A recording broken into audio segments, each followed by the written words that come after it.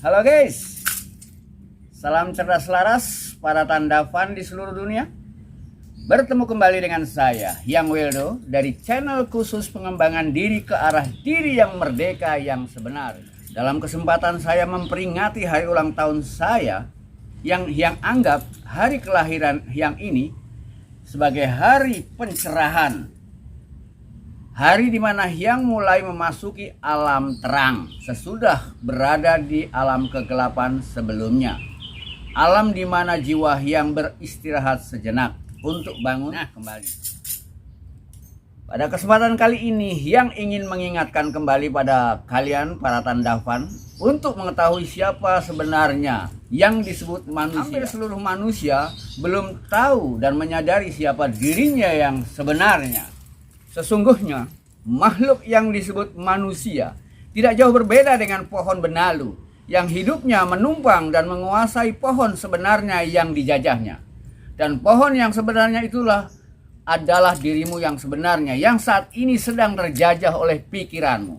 Jadi sesungguhnya dirimu yang saat ini menjadi penjajah merupakan entitas yang lain sama sekali, yang berbeda dari dirimu yang sebenarnya. Dirimu yang sedang menjajah saat ini yang disebut ego tidak memiliki akar substansi sebagaimana substansi dirimu yang sebenarnya yang berakar dan berpijak pada bumi kenyataan yang sebenarnya. Jadi sesungguhnya dirimu hidup bukan di bumi kenyataan, melainkan dibawa terbang oleh pikiran buatan ke alam ilusi yang disebut dunia, dan kamu terkurung di dalamnya, di dalam kekuasaan pikiranmu. Kedudukanmu sesungguhnya setaraf dengan binatang jika kita melihat cara hidupmu di dalam menggunakan pikiranmu. Bahkan sesungguhnya secara substansial kamu tidak lebih rendah dari binatang, karena binatang bahkan pepohonan semuanya hidup di atas substansinya sendiri. Sedangkan manusia adalah benalu, pohon benalu yang tidak memiliki substansinya sendiri dan menumpang pada substansi yang lain yang sedang dijajahnya. Itulah manusia. Mari kita bersama-sama mulai menyadari diri siapa sebenarnya diri kita. Dan mari kita berangkat untuk membebaskan diri dari keterbatasan pikiran. Salam sendiri. Cerdas selaras kepada para tandapan dan semua undangan yang hadir di sini. Dalam kesempatan ini marilah kita berdialog. Kali ini dialog kita satukan dalam satu tema, yaitu tentang teis dan ateisme, ya. Karena saat ini kelihatannya persoalan-persoalan seperti ini lagi marak-maraknya. Banyak orang-orang yang secara berbarengan mereka keluar dari agama, mereka memilih menjadi ateis, bahkan menjadi agnostis. Teis atau ateisme itu juga berasal dari theo. Theo itu artinya Tuhan. Jadi teis berarti orang yang percaya Tuhan. Sedangkan ateis orang yang tidak percaya adanya Tuhan. Sampean bisa bertanya atau memberikan pandangan tentang hal yang sampean ketahui tentang apa itu teis dan ateisme. Atau menunjuk 3 orang, siapa yang kira-kira mau bertanya? Siapa? Yang lainnya lagi? 2. Yang lainnya? 3 dulu ya. Oke, kalau gitu saya berikan waktunya sama Mbak Eki ya, untuk bertanya.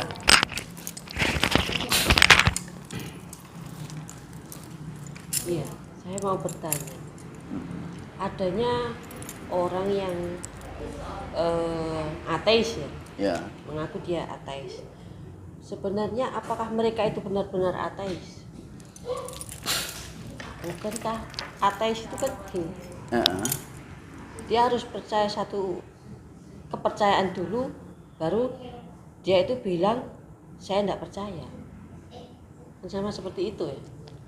Ya mungkin semua orang awalnya dia punya kepercayaan, punya agama dan keyakinan, ya. Karena alasan tertentu mereka keluar dari agama yang dia yakini, pasti ada alasan tertentu. Mungkin lebih Karena kalau untuk tidak percaya pada sesuatu itu kita kan pada dasarnya kita sudah tahu objek itu. Kebanyakan orang menjadi ateis itu sebetulnya bukan karena perkara rasional, bukan karena perkara logika. Kalau kita selidiki lebih jauh, ya, orang-orang yang menjadi ateis itu biasanya hanya dilatar belakangi oleh persoalan-persoalan emosional, ya, bukan rasional. Kenapa saya katakan demikian? Rata-rata orang yang menjadi ateis itu hanya dikarenakan persoalan-persoalan emosional. Mereka kebanyakan tidak puas, marah terhadap orang-orang yang beragama. Mereka melihat ulahnya orang yang beragama, yang sok ngatur, gampang ngapir-ngapirkan orang, bahkan banyak sekali orang-orang agama yang jahat. Yang atas nama Tuhan mereka bisa membunuh orang-orang yang tidak seagama. Jadi banyak ulah-ulah orang agama yang sedemikian rupa yang membangkitkan kemarahan bagi yang lain. Jadi kalau kita lihat dari sini, yang membuat mereka menjadi ateis itu karena perkara emosional, marah. Jadi nggak rasional. Ada yang mau tanya lagi? Ya, silakan. Mengenai ateis, kalau seorang ateis, misalkan saya ateis, Ya. saya aja ya contoh. Tapi saya merasa merdeka, damai, bahagia di rasa saya, di pikiran saya. Itu bagaimana menyikapinya? Kalau itu kan nggak jadi masalah kalau sampai merasa seperti itu, ya. Tapi kalau kita pertanyakan, apa yang membedakan sampean menjadi ateis lebih bahagia? Padahal menjadi apapun sampean bisa berbahagia gitu loh. Yang membuat sampean bahagia atau tidak bahagia sebetulnya bukan unsur lain, karena keyakinan ini bukan berkaitan dengan masalah bahagia atau tidak. Dan lagi pula, orang-orang ateis maupun orang-orang teis, kedua-duanya sebetulnya sama. Artinya apa? Kedua-duanya masih sama-sama punya keyakinan. Yang satu yakin Tuhan itu ada, yang satunya lagi yakin Tuhan itu tidak ada. Jadi kedua-duanya setara. Dan keduanya belum bisa membuktikan bahwa Tuhan yang dia yakini ada, betul-betul ada atau tidak. Yang satu pun tidak mampu membuktikan bahwa Tuhan itu tidak ada. Untuk lebih lengkapnya gini, kalau kita berbicara tentang Tuhan, bicara tentang ateis berarti kita bicara tentang Tuhan. Berbicara tentang Tuhan berarti kita berbicara tentang pengetahuan, ya. Berarti kita berbicara tentang pengetahuan, karena Tuhan adalah juga pengetahuan, kan. Ketika kita berbicara tentang pengetahuan, pengetahuan itu kalau kita teliti lebih jauh, maka pengetahuan itu bisa kita bagi menjadi 5 tingkatan. 5 tingkatan, ya, bukan 5 macam. Kalau 5 macam seolah-olah semuanya sejajar. Kalau 5 tingkatan berarti ini paling rendah, lebih tinggi lagi dan sampai ke paling tinggi. Jadi saya perumpamakan begini. Ya, ada 5 tingkatan pengetahuan. Saya kasih contoh gini. Ya, karena Tuhan adalah objek pengetahuan. Sementara orang dia meyakini Tuhan itu ada berdasarkan adanya yang lain. Orang percaya pada pencipta berdasarkan adanya ciptaan. Ya kan? Adanya ciptaan pasti ada pencipta. Ada asap, pasti ada api, ya kan? Ada asap pasti ada api, ya kan?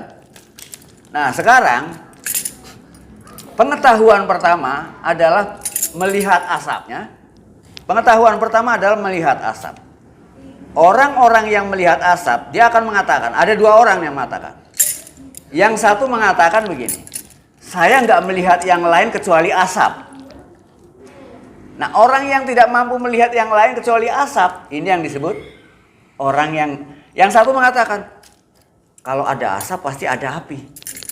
Dia yakin, dengan adanya asap ada api. Nah, di sini ada dua tingkatan. Yang satu dia hanya melihat asap dan dia tidak melihat yang lain. Nah, ini orang-orang yang tidak percaya pada adanya api. Dia bilang, oh saya nggak melihat apinya kok. Yang saya lihat hanya asap, mana apinya? Nah, orang yang mampu melihat asapnya saja tanpa melihat api, ini apa? Logikanya tidak jalan. Karena asap itu nggak mungkin dia ada sendiri. Asap itu bersumber. Kalau kita hanya berhenti pada apa yang nampak, kemudian berusaha tidak mencari dari mana dia sumbernya, berarti pengetahuannya berhenti di sana. Pola pikirnya hanya terbatas di sana. Kemampuan intelektualnya, kemampuan pikirannya hanya dibatasi pada apa yang dilihat oleh matanya. Dia tidak mengakui apa yang tidak dilihat, yang tidak bisa dilihat. Satu kali, yang ini pernah ditanya sama orang Australia. Pada saat orang Australia membaca ada tulisan di sini, I love my God. Di sini ada tulisannya, I love my God. Orang Australia, do you believe it? Do you believe him? Katanya. Kamu percaya sama itu? Katanya. Yes. Aku bilang. Terus orang Australia itu bilang, where? Mana? Katanya. Seolah-olah dia minta, mana Tuhan? Katanya. Dia bilang. Aku tanya sama dia. Sekarang aku tanya sama kamu. Kamu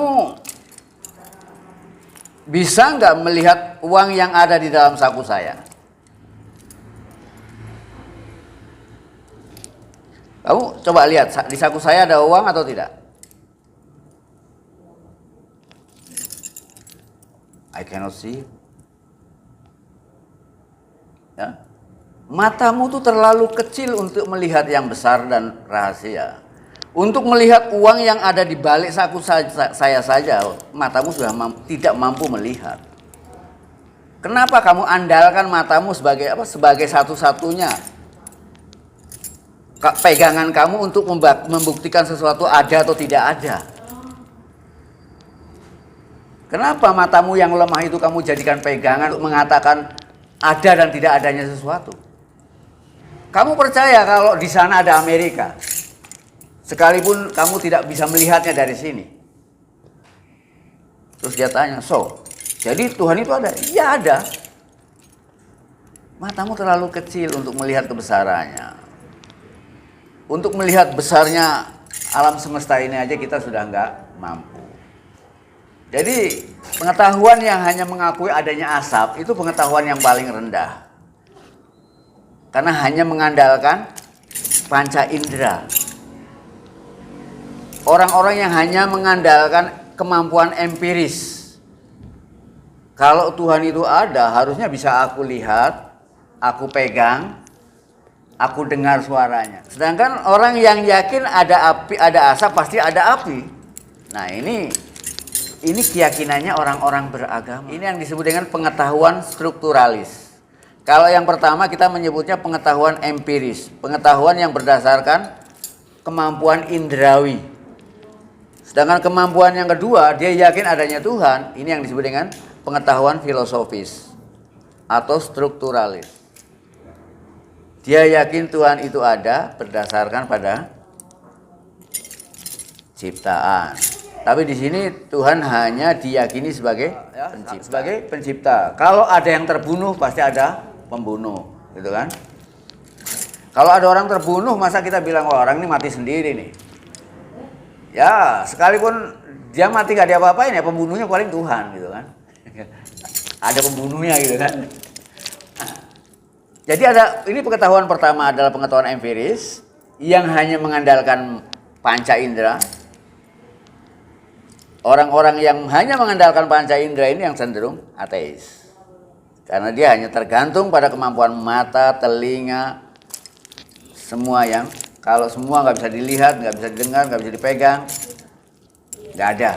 Nah, padahal suruh lihat Amerika di sana dia nggak mampu. Yang kedua adalah pengetahuan rasional. atau pengetahuan filosofis atau struktural. Itu adalah pengetahuannya orang-orang beragama, pengetahuannya para filsuf. Kalau pertama ada asap, saya hanya melihat asap. Kemudian yang lain, ada asap pasti ada api. Nah, orang yang ketiga, kalau ada api, saya ingin membuktikan api itu ada atau tidak. Nah, orang yang ketiga ini berusaha untuk mencari. Nah, mencari ini, orang yang mencari, maka dia punya pengetahuan yang ketiga yang namanya pengetahuan metodikal.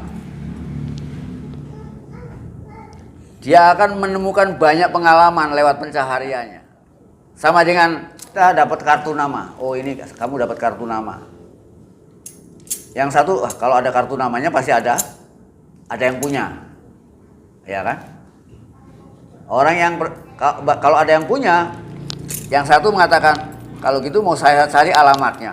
Nah, ini ada orang yang mencari alamatnya, ya kan?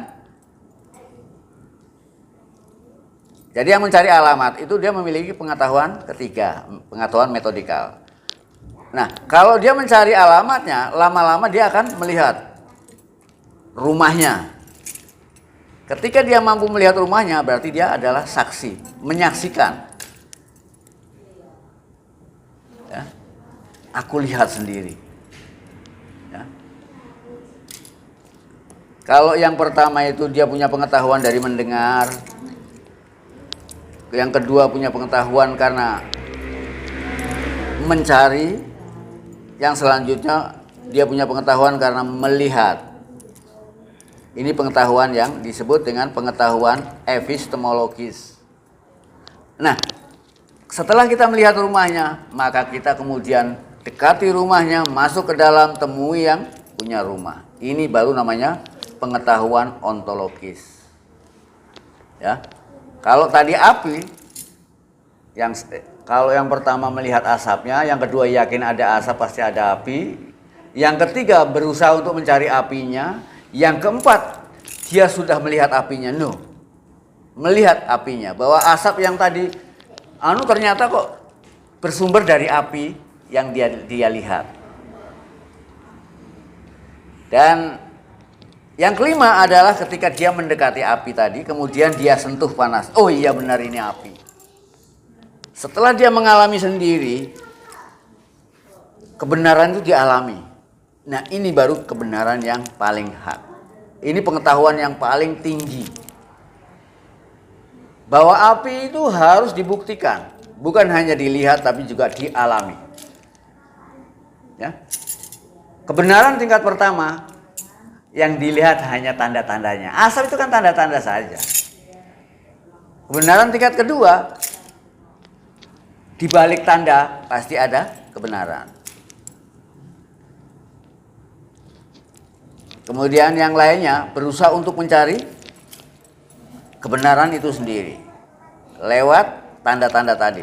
Atau tanda-tanda tadi kalau dalam agama kita disebutnya apa? Ayat, lambang.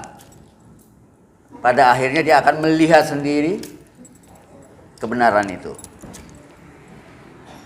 Dan yang terakhir, mengalami sendiri kebenaran itu. Jadi ada 5 tingkatan pengetahuan. Nah, kita sekarang bisa mengukur pengetahuan kita tentang Tuhan di tingkat mana coba? Kalau Hyang, tingkatan yang paling tinggi, menyentuhnya. Karena Tuhan itu paling jelas, paling ada.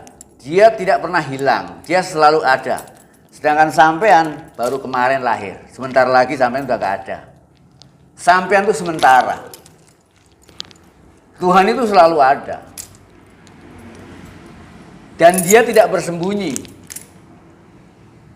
Dia tampil, bahkan dia menyatakan dirinya sebagai cahaya. Dia terang.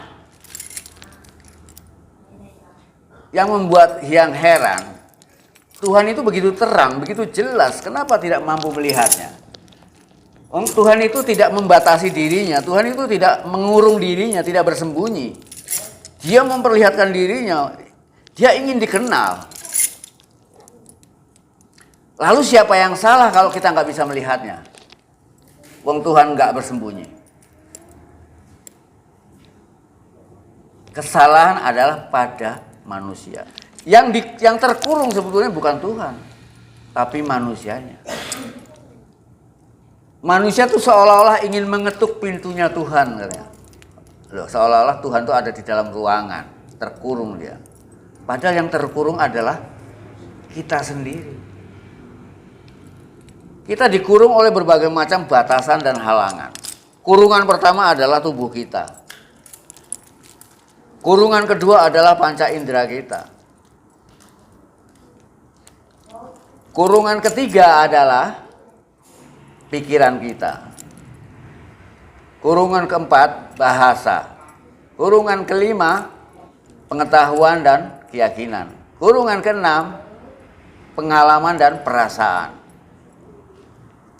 Jadi manusia itu banyak dibatasi oleh pembatas-pembatas. Jadi kalau kita ingin melihat Tuhan atau melihat kenyataan yang sebenarnya, ya pembatas itu yang harus dihancurkan. Proses menghancurkan pembatas tadi tidak mudah.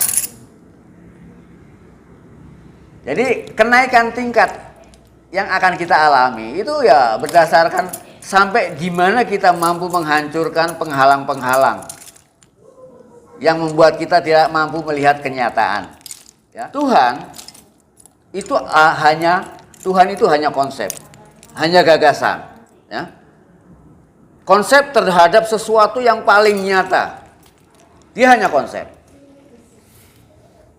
Karena sementara ini orang kan mendapatkan informasi tentang Tuhan kan baru konsep, baru nama. Sampai belum mampu melihat kenyataannya, baru namanya saja. Baru asapnya saja sampai lihat. Belum apinya. Ya. Dan yang sampai lihat, orang-orang di tingkat pertama menganggapnya itu Tuhan. Padahal di tingkat selanjutnya, dia nggak lagi disebut Tuhan. Karena sebutan Tuhan itu hanya di tingkat pertama.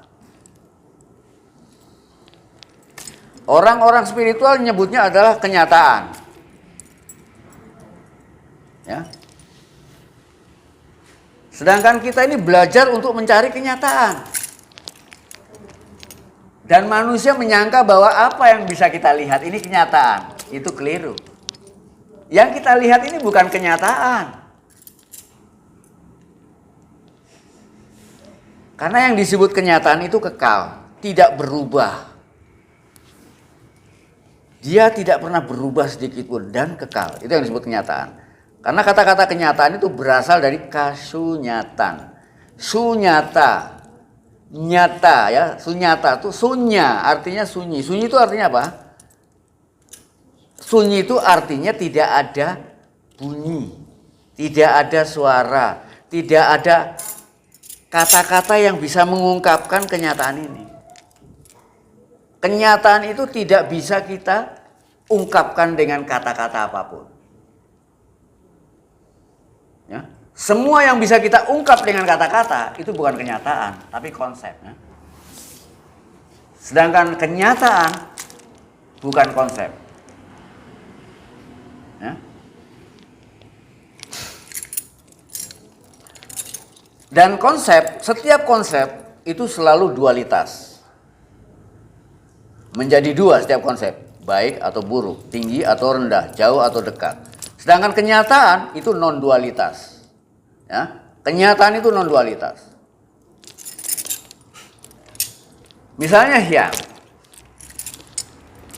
Kalau melihat hyang sebagai hyang, berarti kan misalnya gini ya.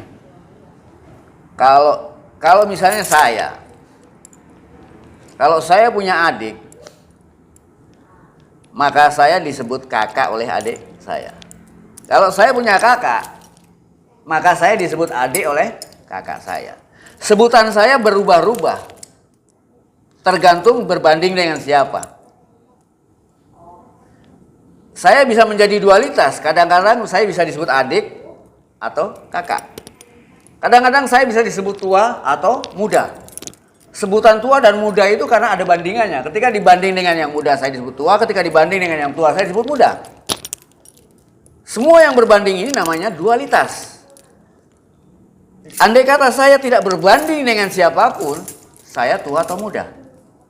Tidak bisa disebut tua atau muda. Artinya tidak ada kata-kata yang bisa menyebutkannya. Itu yang disebut dengan tidak ada kata-kata, berarti tidak ada suara, berarti sunyi. Sunya. Itu yang dimaksud dengan kasunyatan tulisannya. Bahwa kenyataan itu nggak bisa diungkap. Semua yang terungkap adalah konsep. Semua yang terungkap adalah gagasan. Dan semua gagasan tidak nyata. Semua gagasan tidak nyata. Semua gagasan ilusi. Oleh karena itu baik, buruk, berkah, musibah, surga, neraka, dunia, akhirat. Semua yang berbanding itu ilusi. Kelahiran, kematian, siang, malam, baik, buruk, semuanya ilusi. Dan semuanya dibutuhkan oleh pikiran. Dan manusia terjebak oleh ilusi yang dibutuhkan oleh pikiran. Manusia menikmati apa yang dinikmati oleh pikirannya. Jadi kalau kita bicara tentang pengetahuan, maka pengetahuan itu ada dua. Ada pengetahuan langsung dan ada pengetahuan tidak langsung.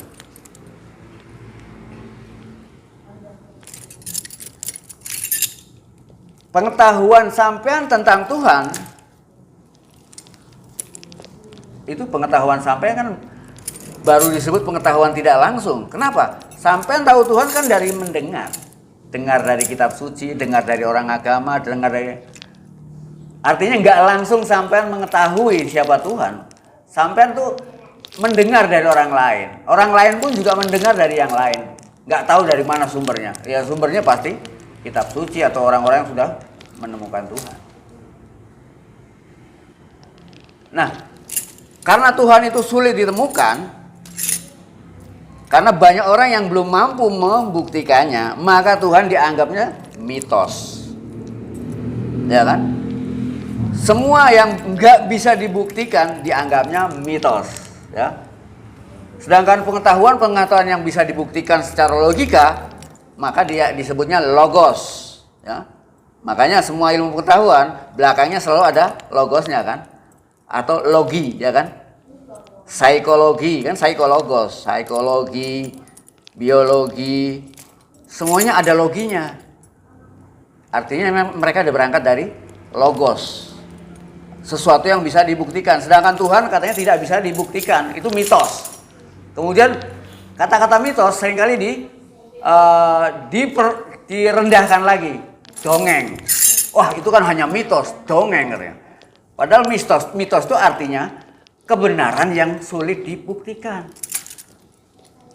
Tapi kalau sampean sudah mampu melihat Tuhan dan mampu membuktikannya, mungkin hanya sampean sendiri yang bisa membuktikan. Nah orang yang sudah mampu membuktikan berarti Tuhan bukan mitos lagi, logos buat dia. Sementara bagi yang lain masih mitos. Nah pada saat kamu betul sudah lihat Tuhan, mana buktinya kalau kamu lihat Tuhan? Nah, kalau kita ngomong lihat Tuhan pasti kita dituntut. Nah, masa kau bisa lihat? Gimana? Mana buktinya? Loh, bagaimana saya bisa membuktikan kalau saya melihat Tuhan? Bisa kira-kira?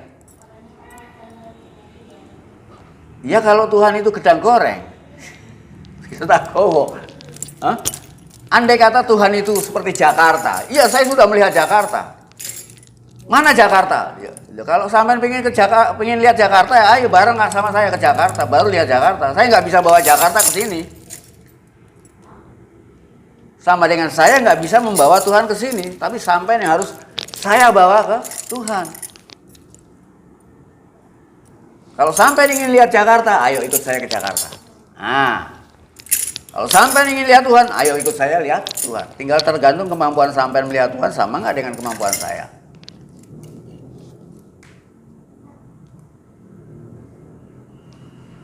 Jadi persoalan logos mitos itu hanya persoalan yang satu sudah bisa membuktikan, yang lain belum. Bagi orang yang sudah membuktikan bukan mitos lagi.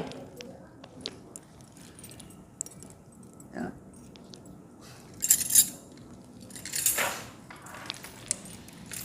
Nah, yang namanya pengetahuan, tadi ada pengetahuan langsung dan tidak langsung.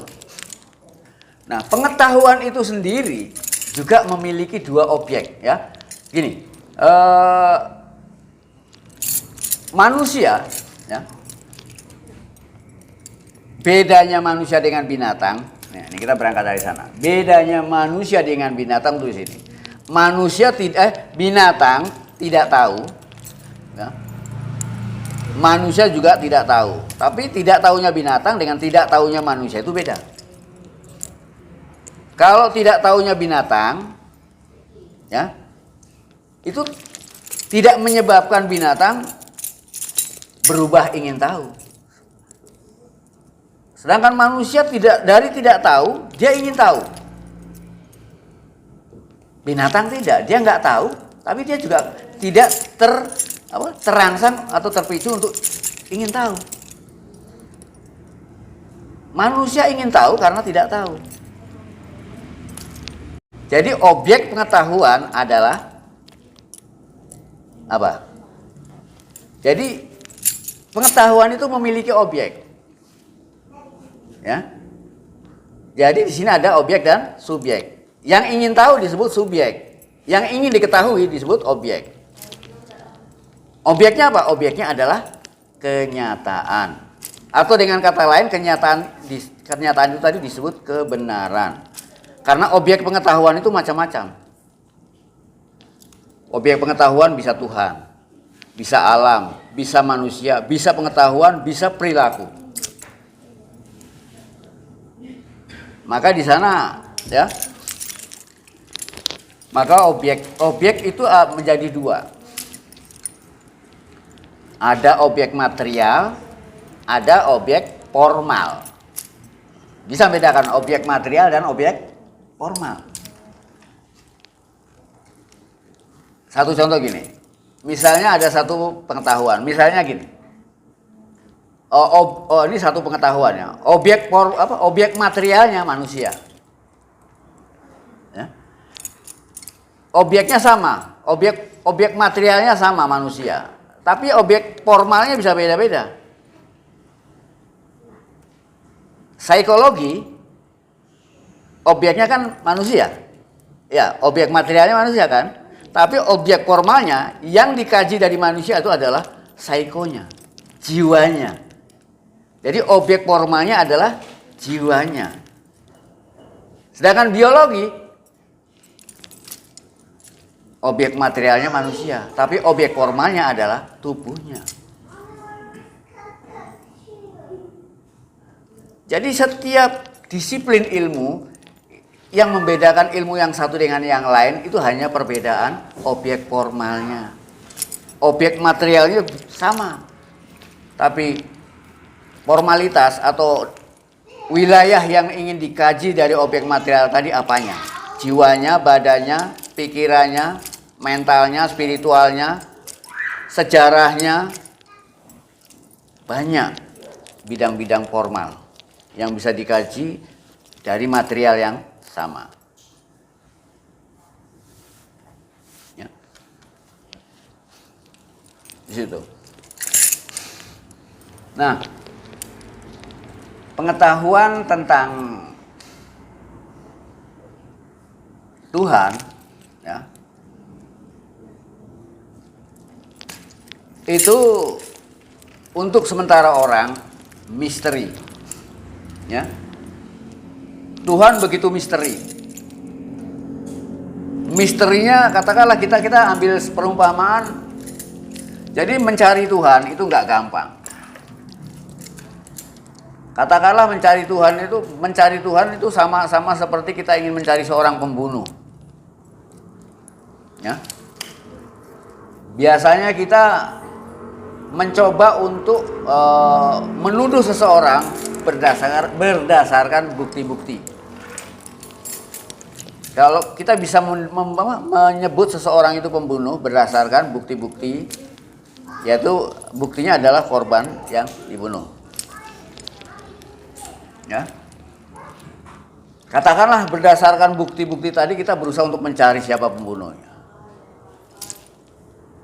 Lalu kita cari, Begitu pembunuh tadi kita tangkap, tes. Lalu kita tanya, kamu pembunuh ya? Dia akan ngaku, benar saya pembunuh. Tapi saya cuma pelaku yang memiliki gagasan untuk membunuh, bukan saya. Saya hanya sekedar pelaku, mengikuti perintah. Loh, ternyata pembunuhnya bukan si pembunuh.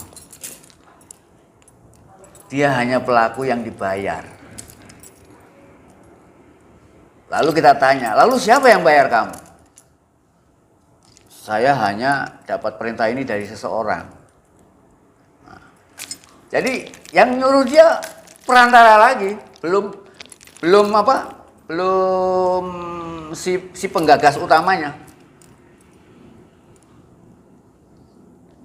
Sampai pada akhirnya kita bisa menjumpai pembunuh yang sebenarnya malah tidak melakukan apa-apa. Dari metafor yang semacam ini kita akan melihat bahwa pencarian kita terhadap Tuhan itu melewati banyak halangan.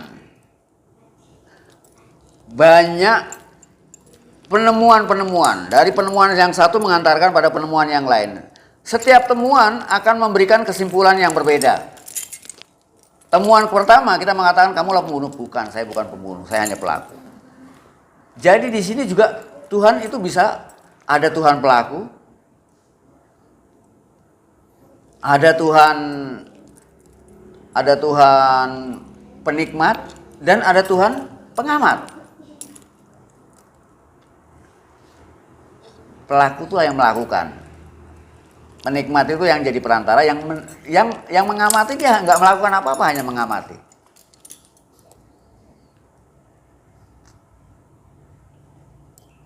Dalam diri kita juga ada 3 hal. Yang melakukan siapa, yang menikmati siapa, yang mengamati siapa. Yang melakukan tubuh kita, yang menikmati perasaan kita, yang mengamati ruh kita. Seolah-olah di dalam diri kita ada 3. Tapi sebetulnya 1. Tapi ketika kita melakukan sesuatu di sana terbagi menjadi 3. Gak jauh beda, Tuhan pun seperti itu. Makanya antara kita dengan Tuhan, antara kita dengan alam, itu gak jauh beda. Semuanya ada Tritunggal. Dalam kenyataannya ada Tritunggal, ada 3 yang menyatu. Tubuh, jiwa, sukma. Itu 3. Tapi hakikatnya 1, tidak terpisah. Bahkan sulit dipisahkan.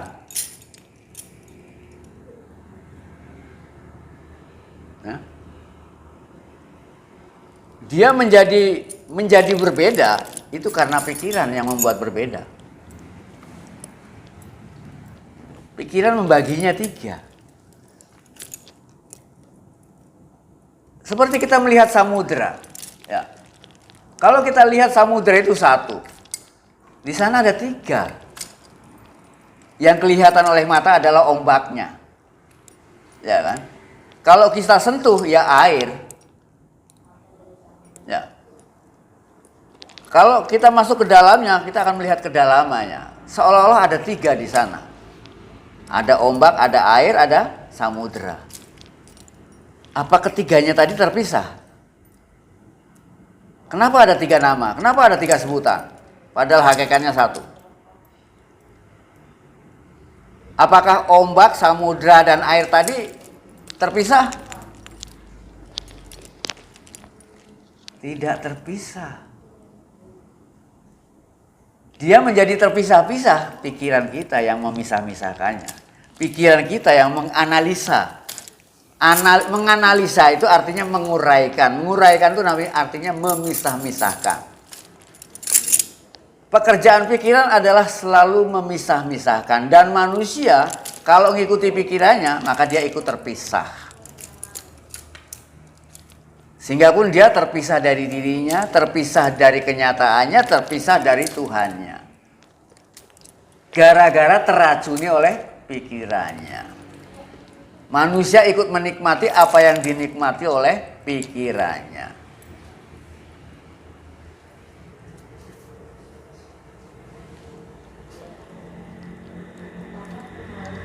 Dan ini orang nggak sadar kalau kita ini terjajah oleh pikiran dan manusia menjadi budak dari pikirannya sendiri. Bahkan yang disebut manusia itu siapa? Yang disebut manusia itu hanya makhluk. Makhluk ciptaannya siapa? Ciptaan pikiran itu sendiri. Dalam pikiran kita ini, pikiran itu alat bagi sukma. Sukma membutuhkan alat yang namanya pikiran dan tubuh. Tapi pikiran ini merupakan alat yang sakti, alat yang cerdas. Begitu cerdasnya, pikiran itu mampu membuat pikiran yang lain. Jadi ada pikiran buatan. Ada pikiran murni dan ada pikiran buatan. Nah, pikiran buatan inilah yang menciptakan aku baru.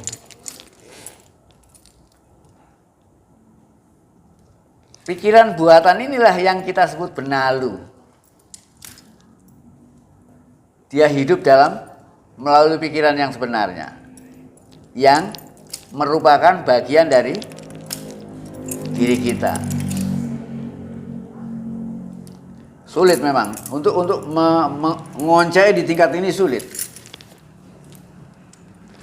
Karena orang belum bisa membedakan antara dirinya dengan pikirannya dan belum bisa membedakan antara pikiran murninya dengan pikiran buatannya. Pikiran kita cerdas, ya. Tapi pikiran kita mampu membuat alat yang lebih cerdas dari pikirannya sendiri. Pikiran kita kalau disuruh ngitung matematika yang sedemikian rupa mungkin nggak mampu. Tapi dengan komputer mampu ngitung dengan teliti. Lebih cerdas daripada yang bikin komputer. Artinya komputer itu juga merupakan kecerdasan buatan.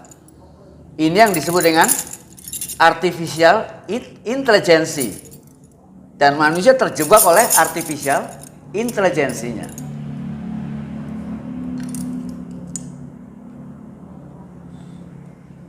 Orang-orang ilmu pengetahuan sudah tahu ini, dan tapi mereka nggak bisa menyadari bahwa siapa dirimu yang sebenarnya. Dirimu yang sebenarnya hanya ciptaan dari pikiranmu sendiri. Yang selalu mengaku sebagai aku. Padahal yang selalu mengaku sebagai aku itu sebenarnya pikiran itu sendiri. Dan manusia tanpa disadari seringkali mengidentifikasi dirinya sebagai pikiran. Seperti yang saya baca dalam puisi saya tadi. Manusia itu sudah dari semenjak kecil diperlakukan sebagai pikiran.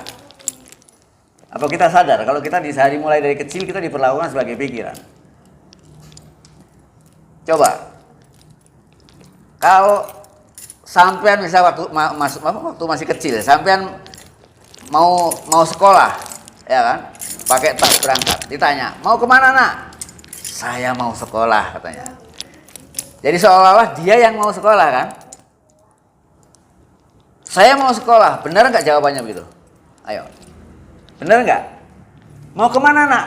"Mau sekolah." Berarti anak ini yang mau sekolah. Jawaban itu benar atau salah? Kalau sampean mengatakan benar, berarti sampean tidak sadar. Sampean sudah mengidentifikasi diri sampean sebagai pikiran. Karena jawaban yang benar, "Mau kemana, Nak?" "Saya mau menyekolahkan pikiran saya." Yang butuh pengetahuan itu pikiran saya, bukan saya. Itu baru jawaban yang benar. Karena saya sebagai ruh, saya sudah punya pengetahuan yang lengkap. Hanya saya belum sadar sebagai ruh. Jadi kalau kita mau menelaah di sini, kita seringkali nggak menyadari bahwa kita ini seringkali berlaku sebagai pikiran itu sendiri. Karena kita sudah dari kecil diperlakukan sebagai pikiran. Dan kita tidak menyadari itu. Makanya ketika pikiran kita dikritik, ketika pikiran kita dikatakan salah, kita marah. Oh, ini goblok, pikiranmu kayak gak bener. Loh, kita yang marah. Harusnya kita malah senang kalau pikiran kita disalahkan. Waduh, terima kasih kamu mampu membenahi pikiran saya. Udah baik, terima kasih. Ternyata kamu tahu ya di mana kesalahannya sepeda motor saya. Hah? Sehingga sampai bisa membenahi sepeda motor saya. Loh, padahal nggak jauh beda sepeda motor dengan pikiran. Hah? Tapi kenapa kok ketika pikiran kita disalahkan kita marah? Karena pada saat itu kita sedang menjadi pikiran. Andai kata pikiran kita itu bisa dipisahkan seperti sepeda motor, mungkin sampean nggak marah. Untung sampean tahu kesalahannya sepeda motor saya, sehingga saya selamat dari sepeda motor saya. Untung sampean tahu di mana kesesatan pikiran saya, sehingga saya selamat dari pikiran saya, kan? Harusnya kan gitu. Tapi kalau kita disalahkan pikirannya kan marah. Disalahkan keyakinannya kita marah. Nah, ini. Ayo. Mampu nggak kita menganalisa diri kita sampai setajam itu? Bisa mengetahui siapa jati diri kita yang sebenarnya. Kalau kita disuruh, kalau Tuhan mengatakan, kenalilah dirimu. Nah, kalau Tuhan mengatakan kenalilah dirimu, loh, diri yang mana? Diri yang mana harus kita kenal? Yang kelihatan atau yang sedang berpikir, yang sedang menikmati, kan bisa dicari. Jangankan untuk mencari Tuhan, mencari diri sendiri aja kita kadang-kadang nggak tahu. Misterinya Tuhan nggak jauh beda dengan misterinya diri kita sendiri. Makanya barang siapa yang mengenal dirinya maka dia akan mengenal Tuhan. Gak usah atau-atauan golek Tuhan, golek ono jati dirimu.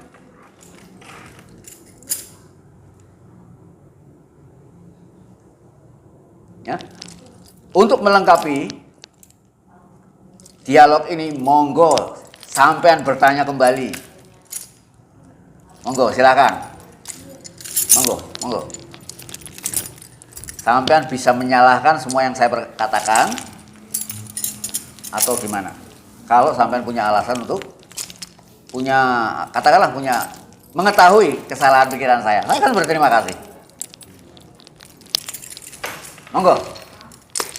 Ayo cepat. Ya. Dulu mana antara rasa dengan pikiran ketika kita mengucapkan sesuatu, misalkan lilin merah, kembang merah putih, itu rasa dulu apa pikiran dulu yang terletak? Pikiran dan perasaan itu sebetulnya baru ada setelah dapat laporan dari panca indera.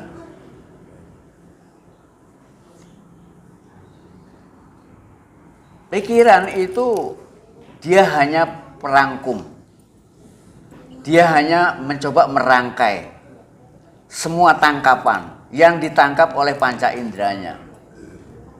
Apa yang didapatkan oleh pikiran semuanya diperoleh dari panca indera, dan semua informasi yang diberikan panca indera itu berbeda-beda.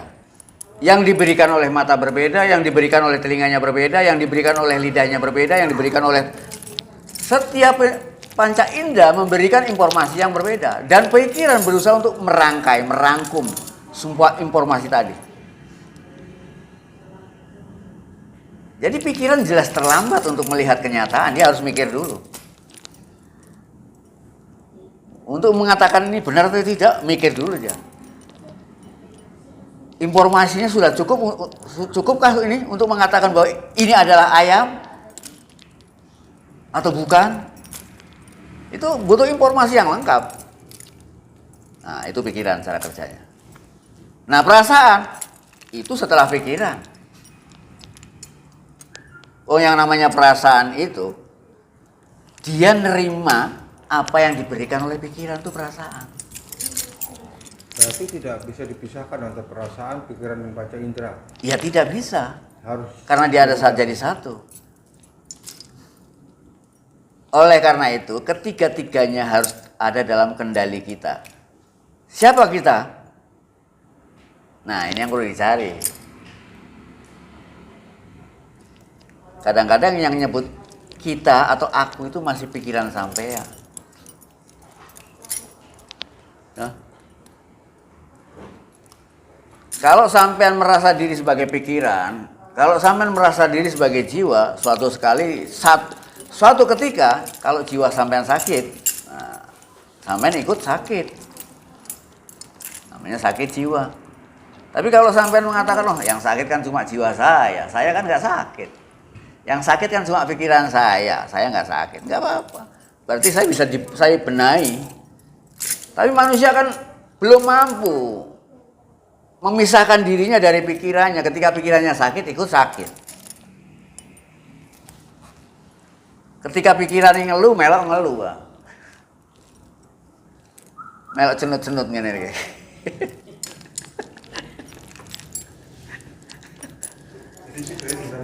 Ya? Nggak bisa, harus sakit. Ya, tetap ada kronologi. Ya artinya. Ada urut-urutan, mana yang nomor 1, nomor 2, nomor 3. Iya, artinya ada urutan. Ya, ada urutan. Tapi tetap. tidak bisa dipisahkan kan maksud saya itu. Tidak bisa dipisahkan. Tapi di sana kan terpisah juga.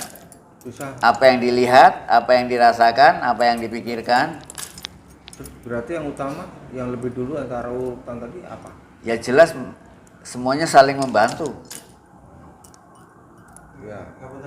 Jadi yang ditanyakan itu duluan mana atau itu kesatuan atau duluan mana? Enggak. Pertama kali kita melihat sesuatu, itu mana ya dulu? Itu hanya pertanyaan saya. Saya ingin meyakinkan, saya ingin tahu, saya ingin belajar, ingin tahu. 3 rangkaian ini kan tidak bisa dipisahkan. Enggak bisa dipisahkan, tapi juga bisa dipisahkan. Artinya ketiganya punya kerja yang berbeda, gitu kan? Jadi melihat, Ya, satu contoh gini. Nih, satu contoh. gimana? Mata saya melihat makanan. Mata saya yang melihat. Iya kan? Tapi tangan saya yang menyentuh. Iya kan? Mata hanya bisa melihat. Tangan menyentuh karena dapat laporan dari oh ada makanan. Mata yang melihat makanan, tangan yang menyentuh makanan. Tapi mulut yang menggigit makanan, ya kan? Kemudian lidah yang merasakan, ya, mulut yang mengunyah, tapi perut yang kenyang.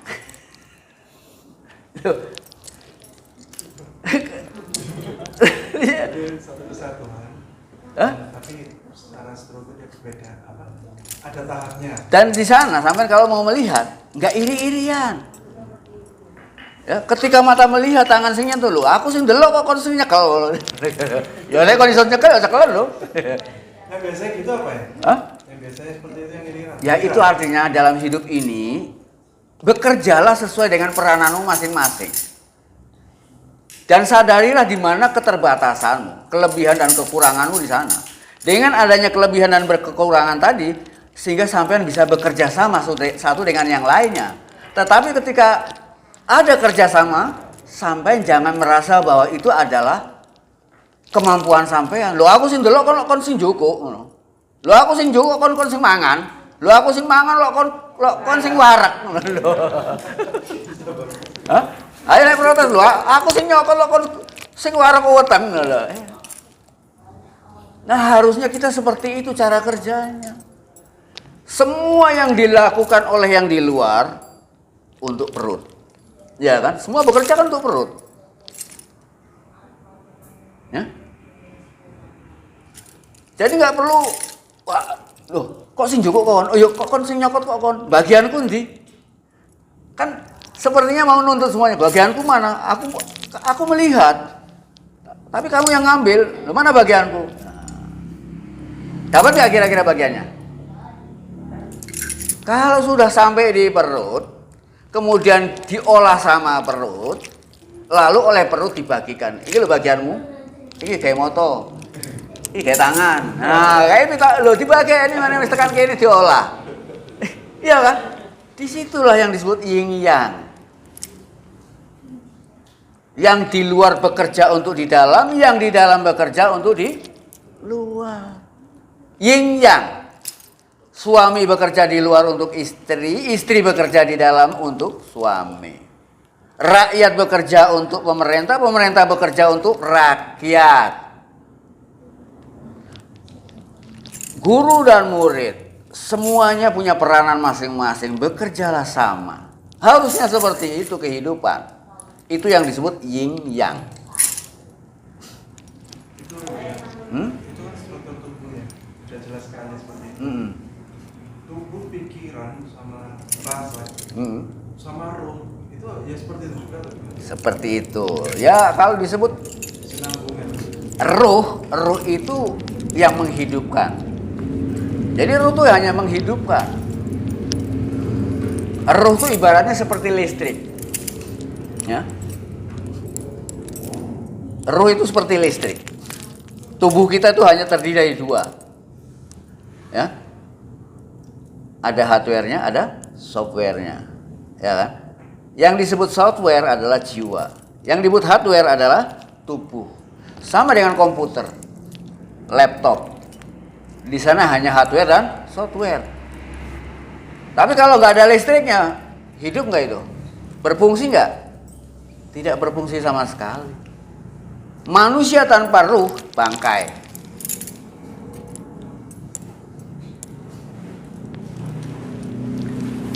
Sekalipun hanya listrik, tapi dia mampu menghidupkan semua komponen-komponen yang ada di dalamnya. Monggo sambil dibagikan, nah, terutama yang ini ngomong kat mau ngelak. Oke.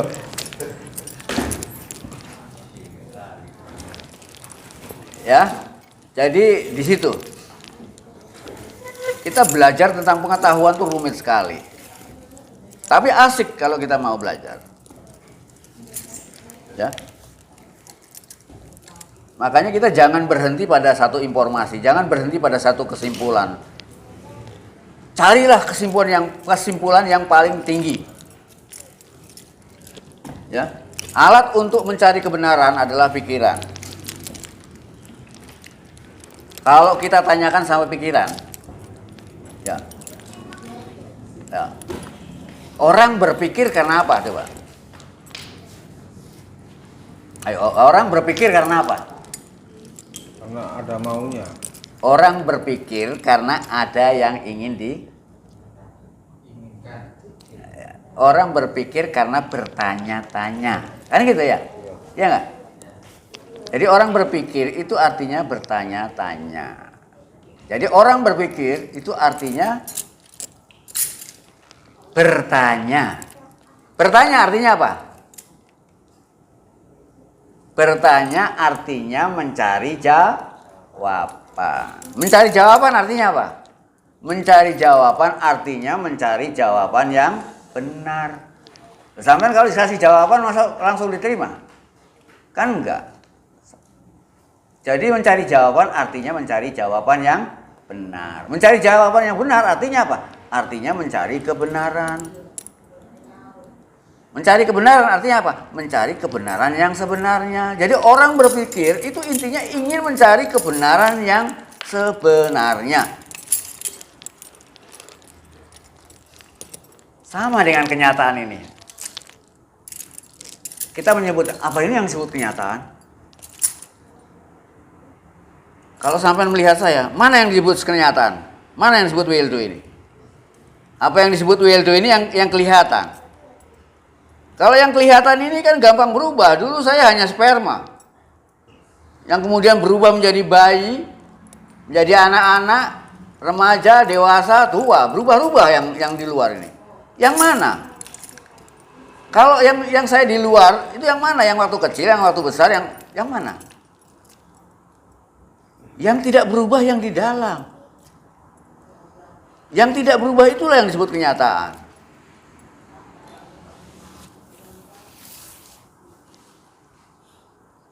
Lihat, di dalam pohon, di dalam kenyataan ini selalu ada dua. Pohon mangga. Kalau kita ngelihat luarnya berubah-ubah, mulai dari biji, bertunas, berdaun, hingga bercabang, beranting, berdaun, berakar, berbuah, sampai berbuah, ya kan? Berubah-ubah terus. Tapi yang di dalam kan nggak berubah. Mulai dari biji sampai berbuah dia tetap pohon mangga. Kalau misalnya dari biji dia biji mangga, kemudian setelah besar jadi pohon kelapa, nah ini namanya udah nggak beres. Di sana ada yang berubah dan ada yang tidak berubah. Yang tidak berubah itulah yang disebut kenyataan. Atau filsafat menyebutnya noumena. Sedangkan yang berubah-ubah itu yang disebut dengan fenomena atau gejala. Nek cari wong Jawa, sing berubah apa? Sing ketok.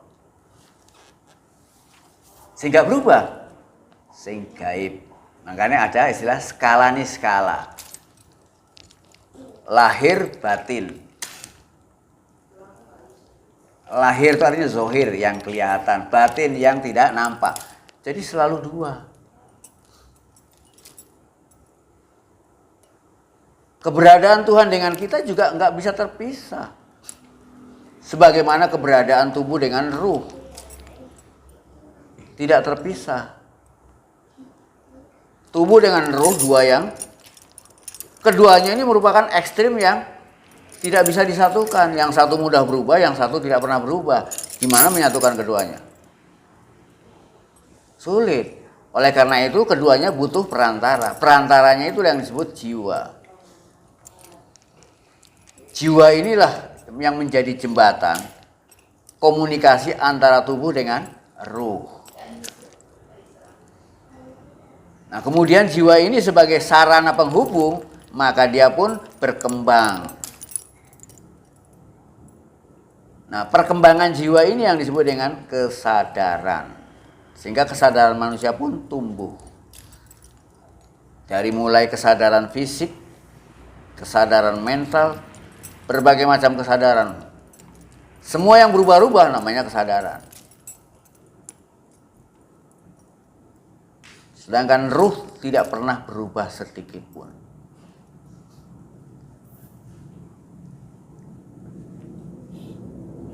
Kalau tubuh kita selalu berubah menuju satu arah.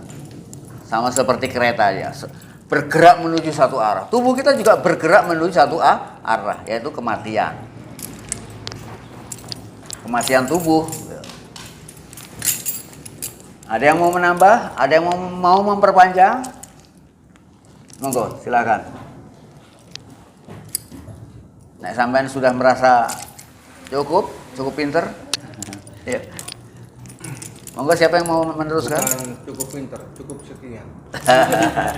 Cukup ininya ngunyah dulu ya. Bagaimana? Masih berlanjut atau kita lanjutkan sesi selanjutnya? Jam berapa? Sudah jam 11. Oke, kalau gitu nggak ada pertanyaan lagi? Ayo cepet. Kira-kira Mbak Eki sama suaminya masih kecewa nggak dengan? Kalau masih kecewa monggo silakan protes. Enggak ya. Sudah bertanya tadi. Hah? Sudah. Tapi yang lainnya? Nah, sampean senang dengan apa yang saya katakan? Nah, berarti saya harus dapat terima kasih. Lah iya kan? Emang saya nggak lepo apa Mas? Ya, apa yang bisa saya berikan adalah pengetahuan, sharing pengetahuan, sharing ilmu. Kalau memang tidak ada lagi sesi selanjutnya, maka kita melingkar sekarang. Ya, kemudian lampu untuk sementara dimatikan. Ya. Monggo, kita melingkar. Melingkar, kita lakukan meditasi. Monggo.